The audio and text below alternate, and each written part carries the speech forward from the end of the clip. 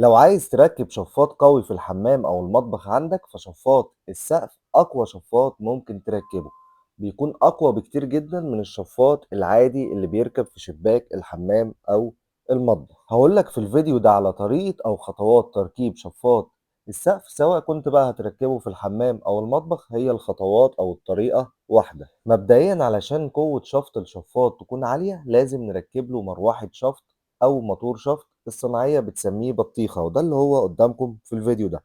ده في منه مقاسات، كل ما تجيب مقاس أكبر كل ما قوة شفط الشفاط هتكون أعلى. مروحة الشفط دي ممكن تركبها داخل الشقة تحت الجبسون بورد، أو ممكن تركبها خارج الشقة فوق أي شباك. وطبعا لازم تكون مؤسس كهرباء لشفاط السقف. الكهرباء يا إما بتكون في الجبس من فوق يا إما بتكون في الخارج بره فوق الشباك. بنركب في مروحة الشفط الخارجية حاجة اسمها جريلا خارجية. الجريلا دي اللي هي القطعة المعدن اللي لونها أبيض قدامكم في الفيديو دي، بيكون فيها فتحات عشان تخرج الأبخرة أو الأدخنة، وبيكون جواها سلك بحيث إن هي تمنع دخول الفئران أو الحشرات جوه مواسير الشفاط.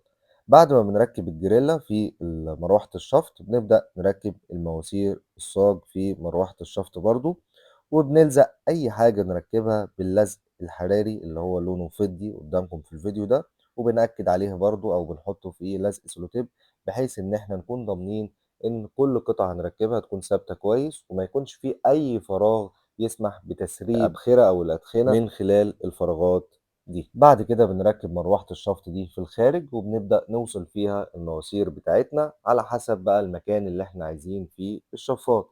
يعني بنوصل المواسير في بعضها، المواسير بتتوصل مع بعضها، بتتثبت بمسامير وبيتلف عليها لزق حراري وبيتلف عليها لزق سولوتيب، وبنفضل نوصل المواسير لحد ما نوصل للمكان اللي احنا عايزين يكون فيه الشفاط. وفي النهاية بنركب في الشفاط وصلة طولها متر، دي بتكون فليكسبل علشان دي تنزل بقى جوه وش الشفاط اللي هيركب في النهاية، الوش اللي هيكون ظاهر في التشطيب يعني. وبحيث ان احنا برضو لو عايزين نحرك الشفاط يمين شمال قدام ورا بيكون سهل جدا في وصلة الفليكسبل. وفي النهاية خالص بنختبر قوة شفط الشفاط من خلال إن إحنا بنجيب ورقة أو كرتونة نحطها تحت الشفاط، وإذا شفطها الشفاط بالشكل اللي انتوا شايفينه في الفيديو ده فده معناه إن قوة شفط الشفاط ده عالية جدا. ولو قارنا وزن الكرتونة دي بوزن الأبخرة أو الأدخنة اللي بتكون موجودة في المطبخ أو الحمام هنلاقي إن مفيش مقارنة بينهم، وده معناه برضو إن كده قوة شفاط هتكون ممتازة جدا مع الأبخرة والأدخنة في المطبخ أو الحمام.